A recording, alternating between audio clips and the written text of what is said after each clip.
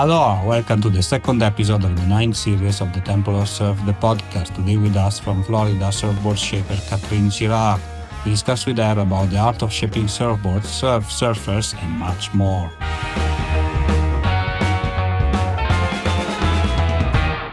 Hi, Catherine. Welcome to the show. Where are you today? Today I'm in West Palm Beach, Florida. This is usually where I'm at lately. How is the surf these days in Florida? It's beginning. The season right now is starting for the winter. So we're all very excited for some swell to come in. Usually during Christmas time, we get some good waves. Okay. Usually what I know about Florida, not because I surfed there, but they told me Florida equal to sharks. Is that true? I mean, they are out there.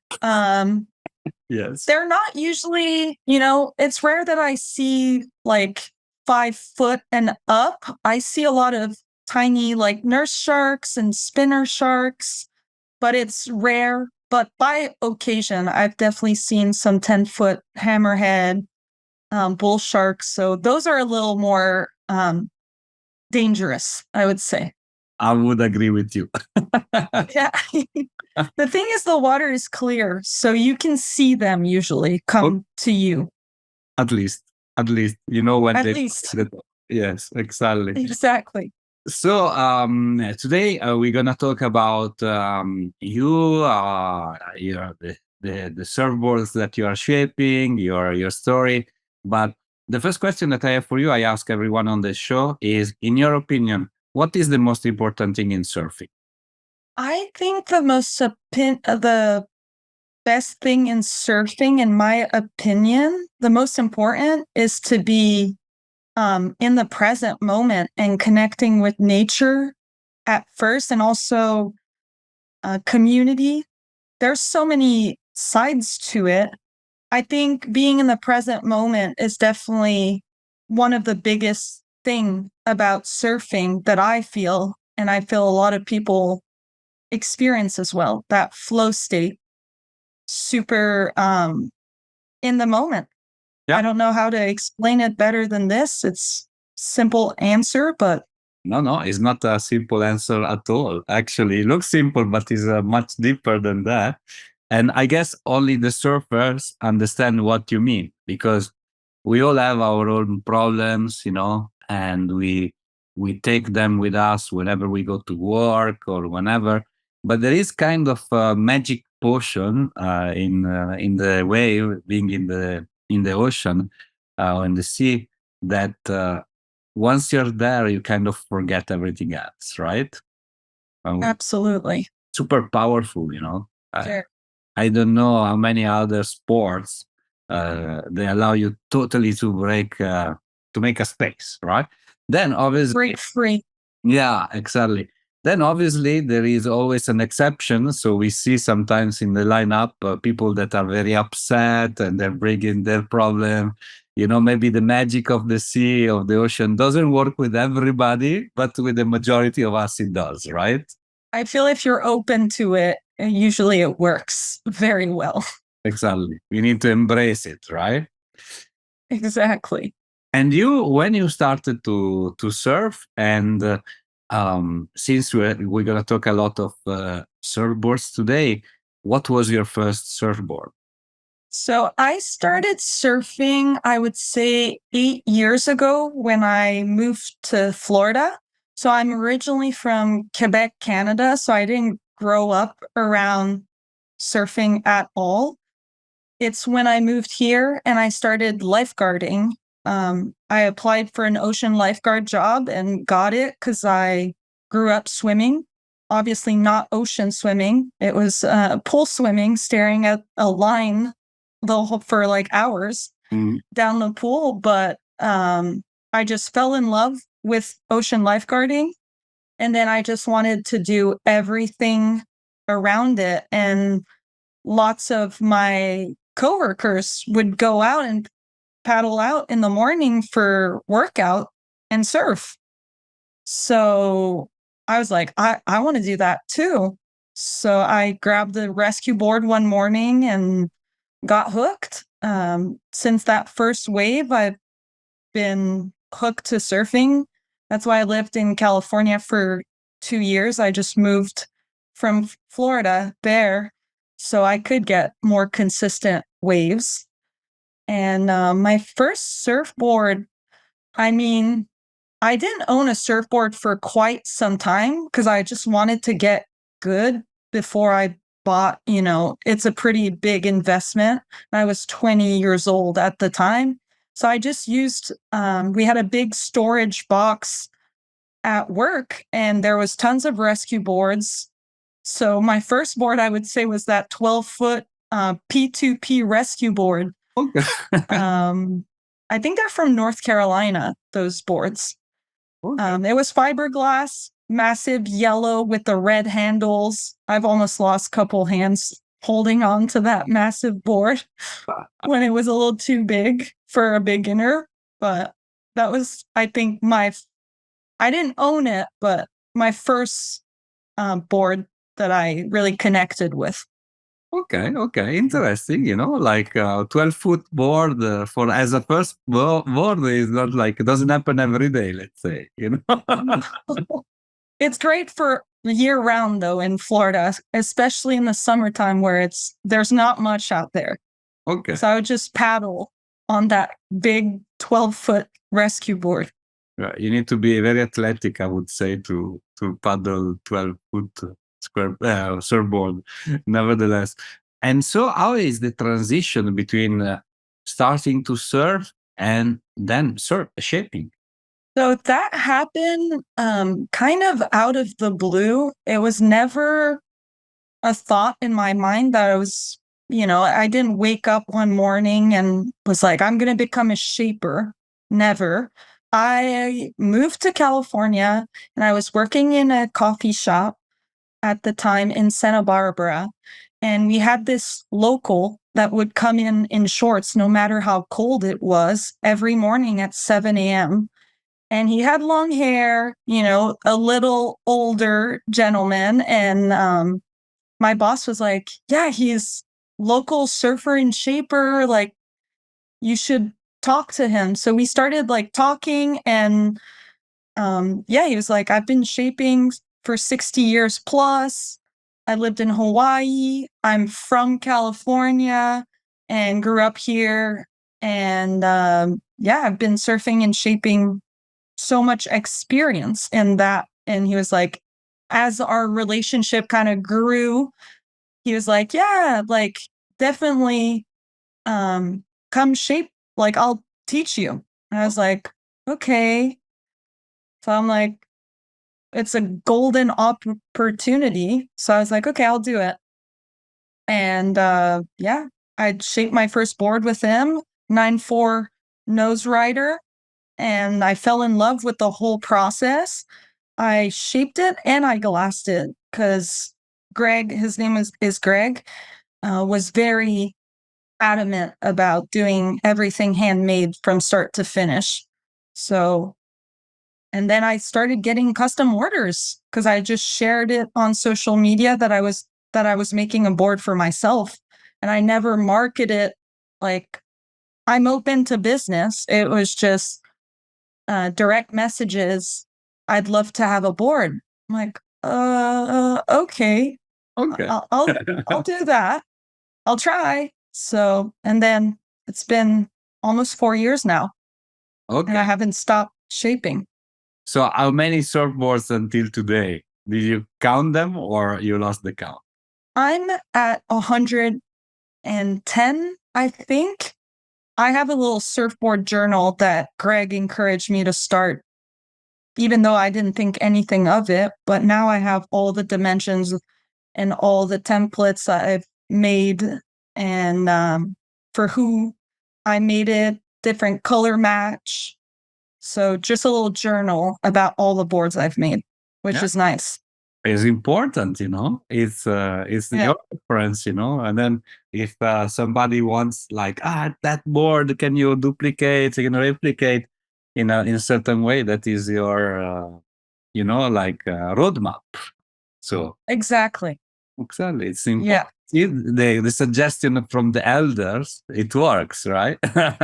exactly. I Yeah. thank Greg every day for that. I'm like, thank you so much for forcing me. I also took photos of each board, which it's nice, Yeah, to look back. of course. And so I started this interview asking you what is the most important thing in surfing. But if I have to ask you what is the most important thing in shaping, what would you answer? I think the most important thing in shaping is doing something you're proud of that works. And it's been proven to work for, certain theories and bottom contours have been proven to work for almost a century. So, making a twist to it or experimenting with different bottom contours and having fun and being happy about your finished product, Yes, I think is the most important. of course, it carries your name on it, right? So if you do a Exactly. product, then people will kind of associate your name to a product. I think nobody wants that, right? In any industry. No, Yeah. exactly. Okay. And so if you have to choose something that you like, I mean, to shape, you would rather prefer to shape longboard, shortboard, midland. Is that you have something like you prefer more than the others, or for you all of them are okay? I've been really enjoying lately doing swallowtail mid lengths with a single fin. And I've been experimenting a lot with that and adding side bites to it and doing different bottom contours and different rails. So I think that's been my favorite at the moment. I always love making longboards and little fishes too. It's so quick compared to most of what I make are longboards. So whenever I have like a 5'2" fish, it's really nice to have such a small area, Yeah. surface area to work with. How I long? just love the swallowtail. Okay. How long does it take usually for you to because I remind everybody it's all handmade, right? So how long does it Mm. take you to complete midland, let's say? Newer models, it can take me up to like 4 or 5 hours. If I have to, build a outline through scratch and, mix certain template that I have to create a new template, that can take me quite a long time. But most of the boards I make, the templates I use a lot, about 2 hours. You're going super fast. I mean, it goes once you get to your thickness and your outline is drawn, Mm, I feel it's pretty quick. okay. Okay. Well, that's good. It means your customers are very happy, like we hear sometimes people have to wait for 1 year to get their boards. Well, I mean, that was just the shaping, like glassing and just the whole process. Yeah. A month or two. Right now, I'm 3 months. It's just before Christmas. So I feel people are hurrying up on orders. But usually, yeah, I'm not doing my glassing anymore. So, because I couldn't keep up, because I was just a one person production and it was getting a little too difficult. So I just started outsourcing my glassing about 6 months ago. I have a curiosity.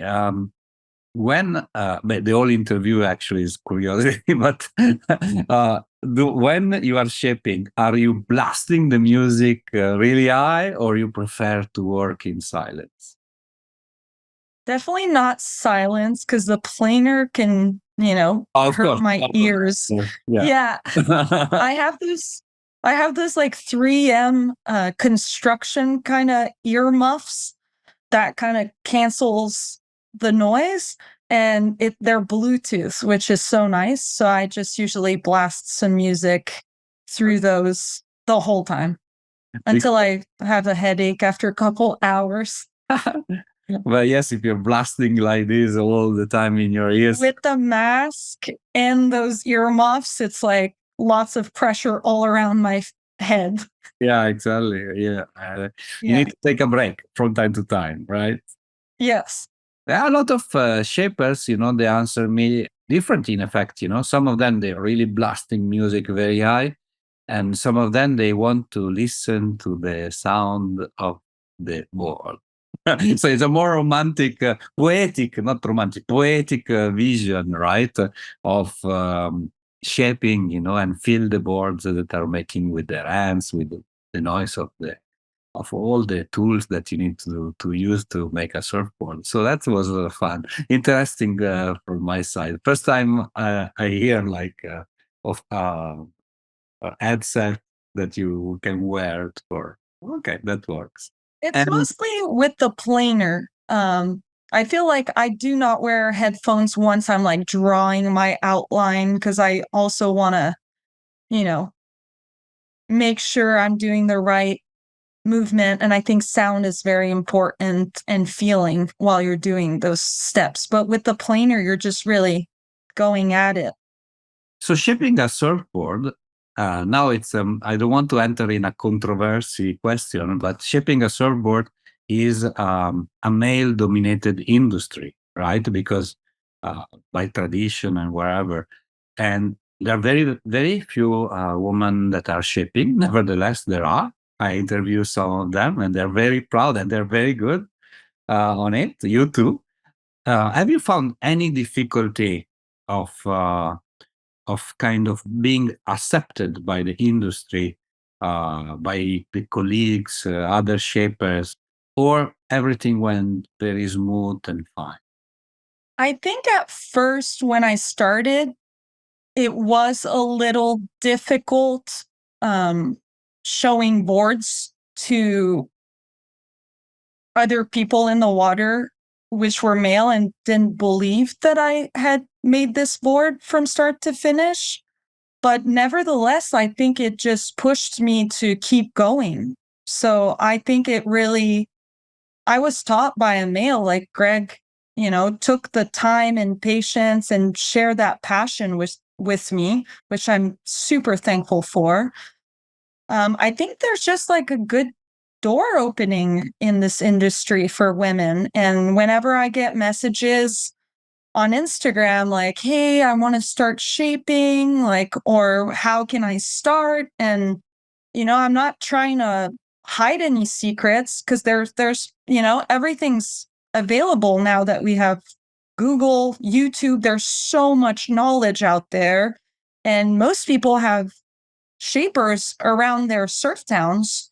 So I'm always like, try to connect with someone that has the shop and has the tools. Cause I mean, it can be quite a lot of money to just try to make a surfboard and not have to get all that space and tools, which can be quite expensive to start with. So I'm always like, just go try, or, lots of shapers are giving experiences too to like come and watch your board being made. And I know Fiberglass Florida and Fiberglass Hawaii are sharing tutorials on YouTube.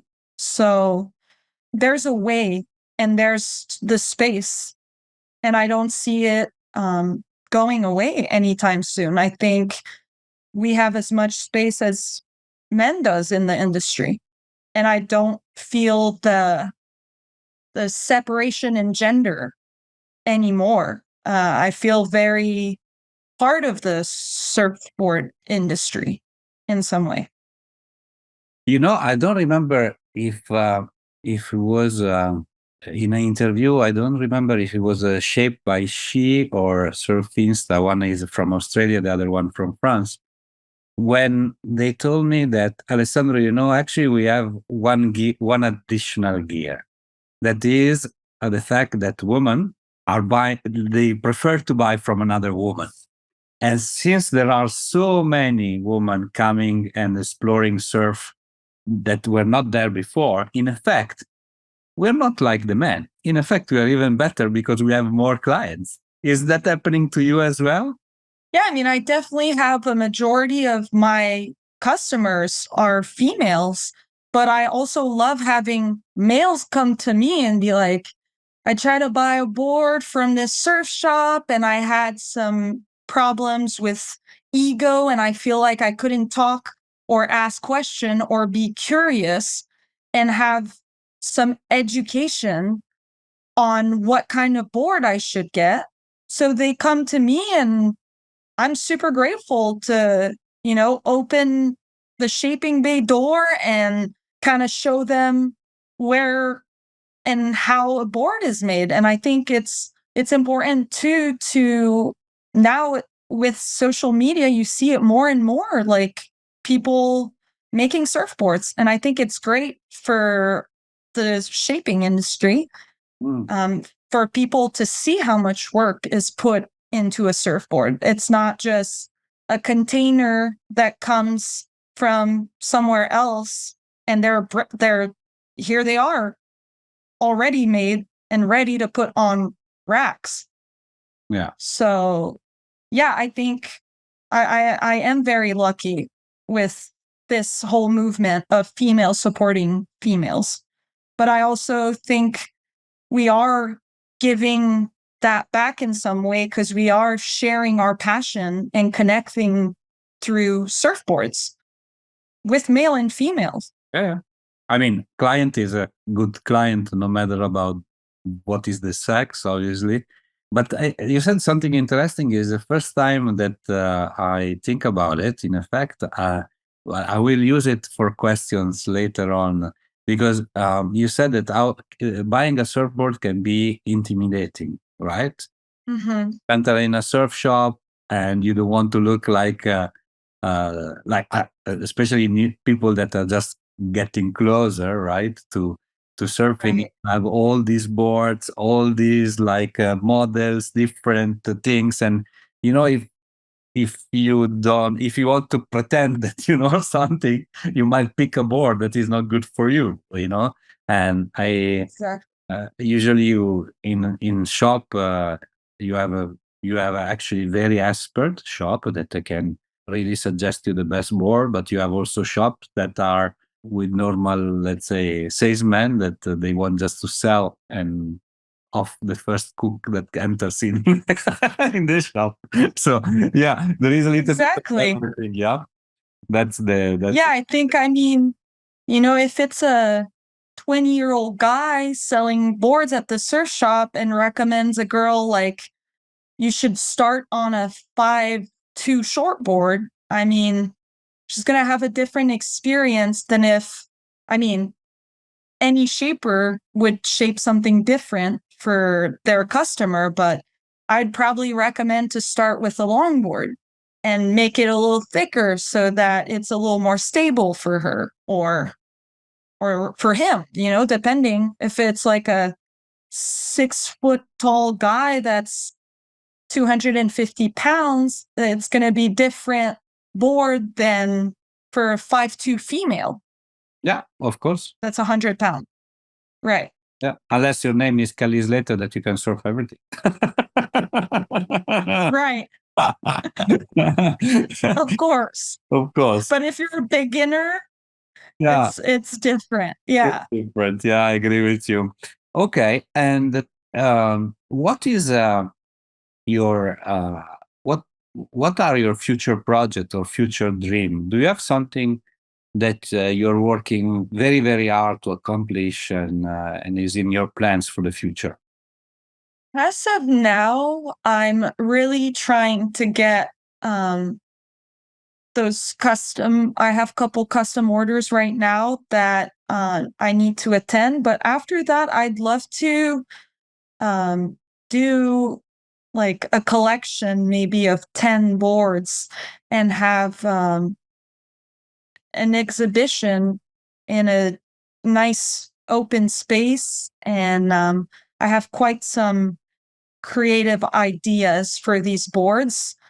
So they would be more of, they would be rideable, but it would be more they'd be art pieces. So I'm looking towards that. And then I'm planning to move to Europe within the next year. So hopefully, maybe shaping around France or Portugal or Spain. Yeah, meeting new people and connecting with new surfers and shapers. That's fantastic. There is of course, Portugal and France, they have a different approach, but there are a lot of European surfers ready. So Right. that's a good idea. Definitely good idea. Okay. Listen, we're gonna finish our interview with a short Q&A session, question and answer. So please answer the first thing that comes up to your mind.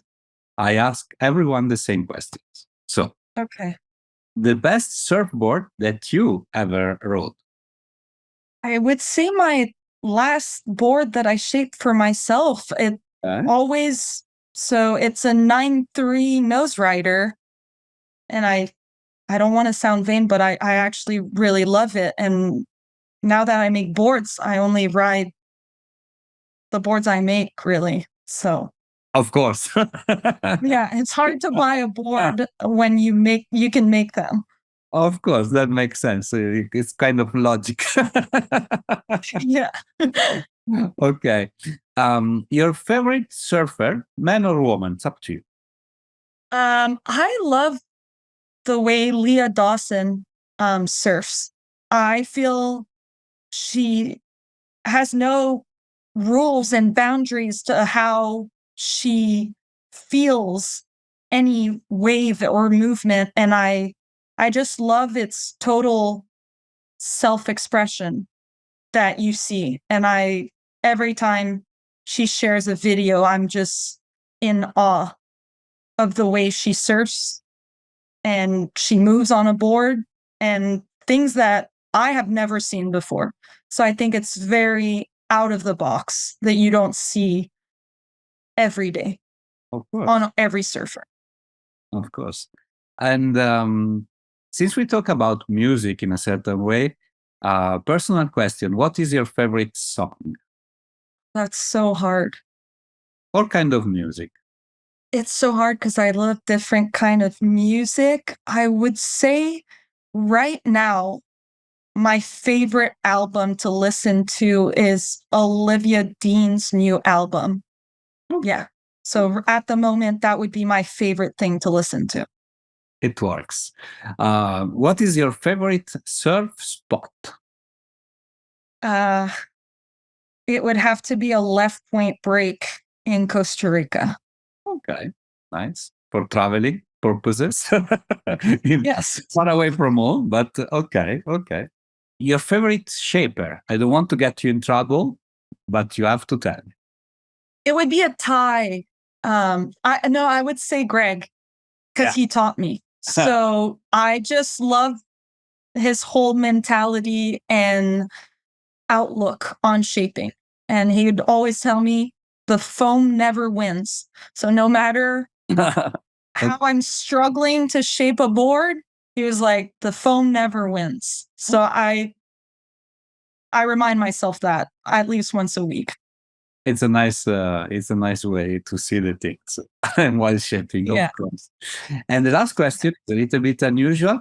I want to know your best relationship advice. That can be friends, romance. It's up to you how you want to interpret the question. I think prioritizing yourself, without making it sound selfish, but I think if we don't fill our cups, then we can't give to others. So I think by filling your own cup first so that you can give and share with others. And yeah, It's like when the plane goes down, they tell you put the mask first and then help the others.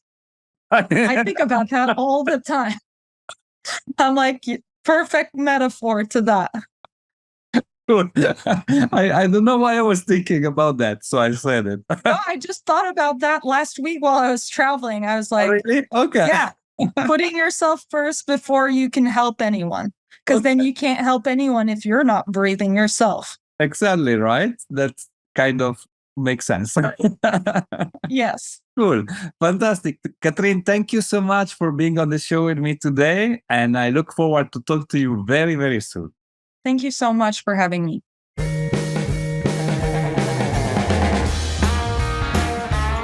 Hi, it's me again. I hope you enjoyed our today's episode. If you want to know more about us, please follow www.templeofsurf.com and all our social media. Mahalo!